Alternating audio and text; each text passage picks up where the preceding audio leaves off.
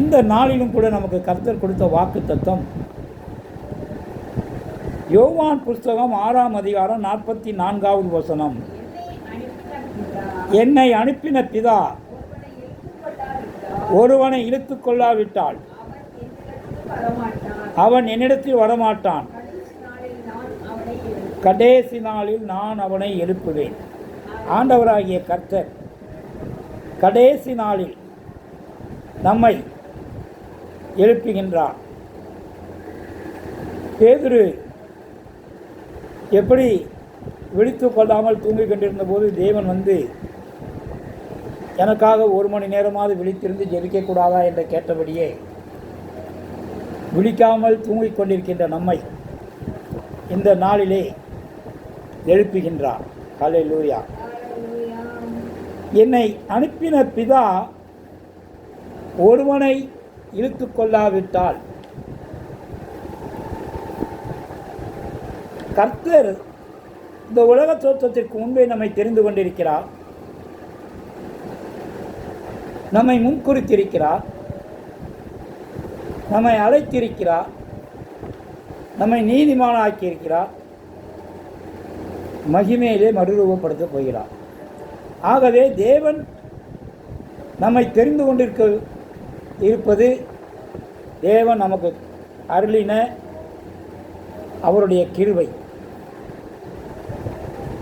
அந்த கிருபையை தாவீதோடு எப்படி நித்திய உடன்படிக்கையாக ஏற்படுத்தியிருக்கிறாரோ அதே போல இன்றைக்கு நம்மோடு கூட ஏற்படுத்தியிருக்கிறார். உதாரணமாக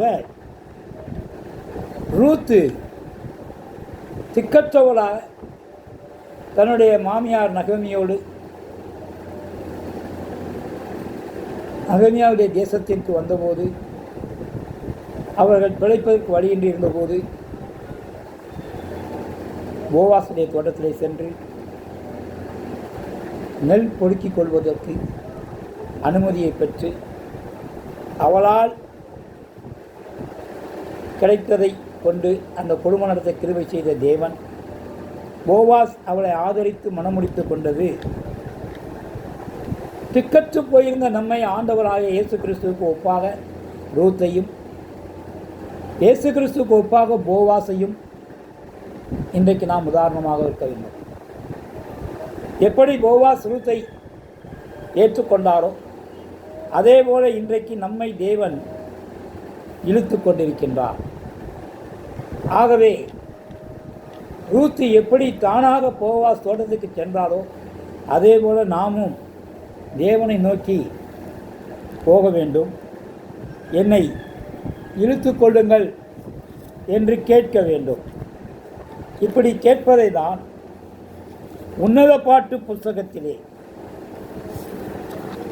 நாம் 1ஆம் அதிகாரத்திலே 4ஆம் வசனம் சொல்கிறது. சாலமோனின் உன்னத பாட்டு புஸ்தகம் 1ஆம் அதிகாரம் 4ஆம் வசனம் சொல்கிறது, என்னை இழுத்து கொள்ளும், உமக்கு பின்னே ஓடி வருவோம். என்னை இழுத்து கொள்ளும், உமக்கு பின்னே ஓடி வருவோம். ராஜா என்னை தமது அறைகளில் அழைத்து கொண்டு வந்தார். நாங்கள் உமக்குள் கழிகூர்ந்து மகிழுவோம். திராட்சை ரசத்தை பார்க்கிலும் உமது நேசத்தை நினைப்போம். உத்தமர்கள் உம்மை நேசிக்கிறார்கள். ஆகவே நம்மை இழுத்து கொள்ளும் என்று இன்றைக்கு தேவனுடைய சமூகத்திலே நம்மை ஒப்பு கொடுக்க வேண்டும். ஆமென். ஹல்லேலூயா.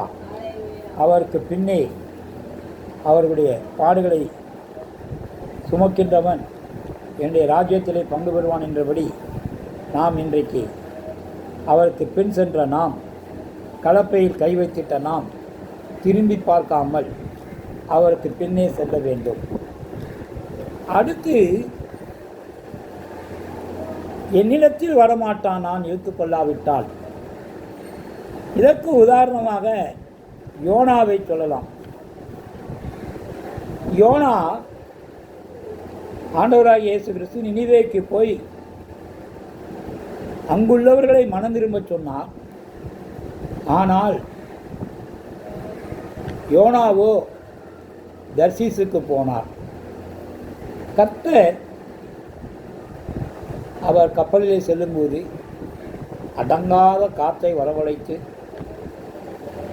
யோனாவை கடலிலே தூக்கி போட வைத்து மீன் வயிற்றுக்குள் சென்று மீனின் வயிற்றுக்குள் இருந்து அலறியது போல, ஆண்டவரே என்னை நோக்கி பாரும், என்னை நோக்கி பாரும் என்று நடுக்கடலிலே மீனின் வயிற்றுக்குள்ளிருந்து ஆண்டவரை நோக்கி துதித்து ஆராதித்த போது கர்த்தர் அவனை உடனடியாக மீனின் வாயிலிருந்து வெளியேற்றாமல், ஏனென்றால் உடனடியாக வெளியேற்றிருந்தால் கடலுக்குள்ளே சென்றிருப்பான்.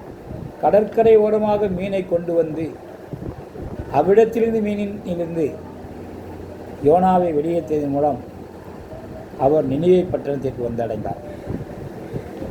ஆகவே யோனாவை எப்படி தன்னிடத்தில் வரவைத்தாரோ அதேபோல இன்றைக்கு கர்த்தருடைய பாதைக்கு மாறாக கர்த்தருடைய வழிகளை நடக்காமல் இன்றைக்கு நடந்திருக்கக்கூடிய ஜனங்களுக்கு தேவன் பலவித பாடுகளையும் உபத்திரவங்களையும் கொடுத்து தன்னிடத்திலே அவர் வர வைக்கின்றடைய தேவன்தான் நம்முடைய தேவன். இதை ஓசியா புஸ்தகத்தில் 11ஆம் அதிகாரத்தில் 4வது வசனத்தை நாம் வாசிப்போமானால், மனுஷரை கட்டி இழுக்கிற அன்பின் கயிறுகளால் நான் அவர்களை இழுத்தேன், அவர்கள் கழுத்துகளின் மேல் இருந்த நுகத்தடியை எடுத்து போடுகிறவர்களைப் போல இருந்து அவர்கள் பட்சம் சாய்ந்து அவர்களுக்கு ஆகாரம் கொடுத்தேன். ஆகவே வழி தப்பி செல்கின்ற நம்மை கட்டி இழுக்கின்ற தேவனாக, நம்முடைய நுகங்களை முறிக்கின்ற தேவனாக, நம்முடைய பாடுகள் ஓற்றோரங்களை அகற்றுகின்ற தேவனாக இருந்து நாம் அவர் பக்கமாக வரும்போது அவர் நமக்கு ஆகாரத்தை கொடுக்கின்ற தேவனாக இருக்கிறார். அல்லேலூயா. 3ஆவதாக, நான் கடைசி நாளில் எழுப்புவேன்.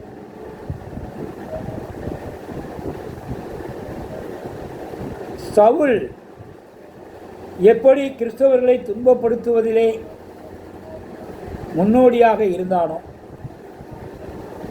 அவன் கிறிஸ்தவர்களை கைது செய்ய சென்றபோது கர்த்தர் அவன் மீது வல்லமையாய் இறங்கி அவனுக்கு கண் தெரியாமலாக்கி அவனை கீழே விழச் செய்து, அவனும் ஆண்டவரே நீர் யார் என்று கேட்க ஆண்டவராகிய இயேசு கிறிஸ்து கோபத்தோடு சொல்லியிருப்பாரா? நீ துன்பப்படுத்தின இயேசு கிறிஸ்து நான் தான் என்று அவர் வேகத்தோடு கோபத்தோடு அவனிடத்தில் பதில் சொல்லியிருப்பாரா? அந்த வார்த்தை, நீ எனக்கு எதிராக இருந்தாலும் நான் உன்னை அன்போடு அழைக்கிறேன், நீ துன்பப்படுத்துகிற இயேசு கிறிஸ்து நானே என்று அன்போடு அவர் அழைத்தபோது அந்த அழைப்பை ஏற்றுக்கொண்ட அவன் என்ன செய்ய வேண்டும் என்று அவரிடத்தை கேட்டது போல, இன்றைக்கு தேவனிடத்திலே நாம் கடைசி நாளில் என்பது ஆண்டவராகிய இயேசு கிறிஸ்து என்றைக்கு பிறந்தாரோ அன்றுதான் கடைசி நாள் ஆரம்பம். என்றைக்கு ஆண்டவராகிய இயேசு கிறிஸ்து வரப்போகிறாரோ மீண்டும் அந்த நாள்தான் கடைசி நாளின் முடிவு. ஆகவே இன்றைக்கு இந்த இடைப்பட்ட காலத்திலே நம்மை எழுப்புவேன் என்றபடி கர்த்தர் இந்த கடைசி நாளிலே நம்மை எழுப்புகிறார். எழுந்தது மட்டுமல்ல, நீ எழுந்து போய் என்ன செய்ய வேண்டும் என்பதையும் சவுலுக்கு சொன்னதை, சவுலை அனனியாவை கொண்டு அபிஷேகித்து அவரை பவுலாக்கினதையும் நாம் அப்போஸ்தலர் புஸ்தகத்திலே 9ஆம் அதிகாரத்திலே இவைகளையெல்லாம் வாசிக்கின்றோம். அப்படி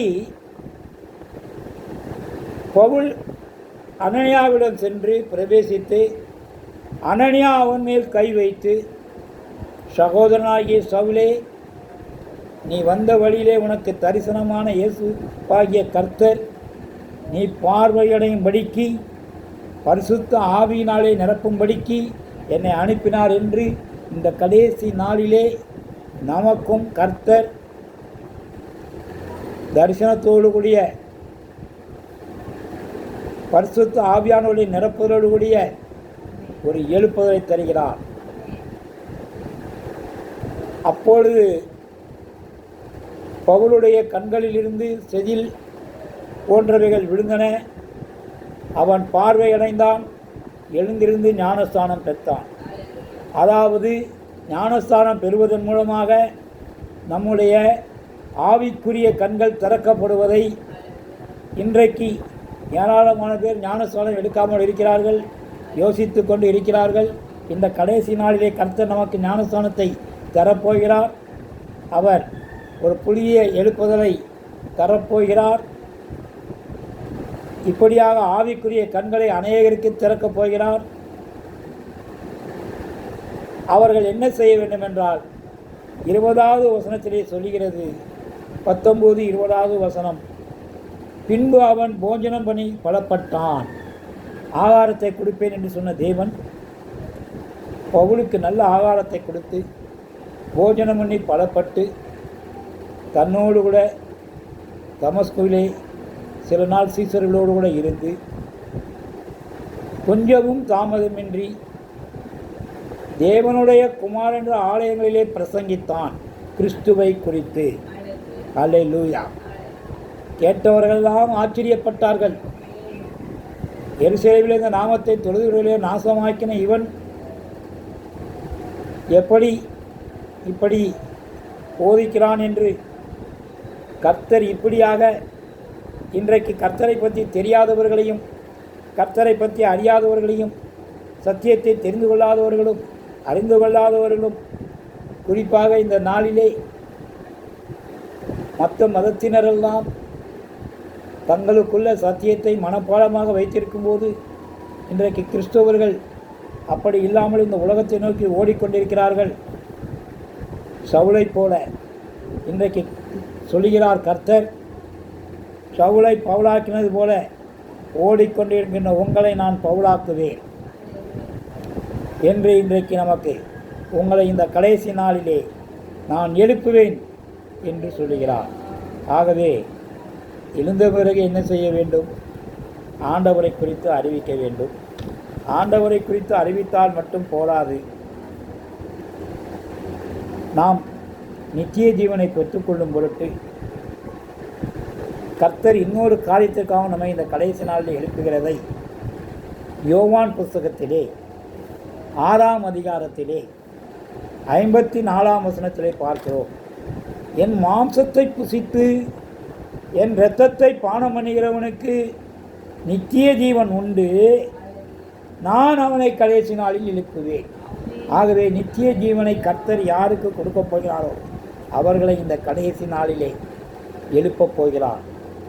நாம் இன்றைக்கு அவருடைய எழுப்புதலிலே பங்கு பெற அவர் இழுத்து கொள்ளும்படியாக ரூத்து போவாஸ் தோட்டத்திற்கு சென்றது போல நாமும் தேவனை நோக்கி பார்ப்போம்.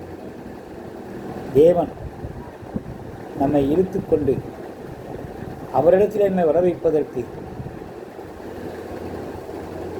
நாம் மனமோன போக்கிலே போகாமல் கால் போன போக்கிலே போகாமல் தேவனை நோக்கி பார்ப்பதற்காக அவரிடத்தில் நம்மை வர வைப்பதற்கு சில பாடுகளையும் உபத்திரவங்களையும் நமக்கு கொடுத்தாலும் அவைகளிலிருந்து விலக்கி நமக்கு ஆகாரத்தை கொடுத்து பலப்படுத்தி இந்த கடைசி நாளிலே எழுப்பி ஆவிக்குரிய கண்களை நமக்கு தந்து கர்த்தர் அவருடைய பணியை செய்வதற்கு இன்றைக்கு நம்மை அழைக்கிறார்.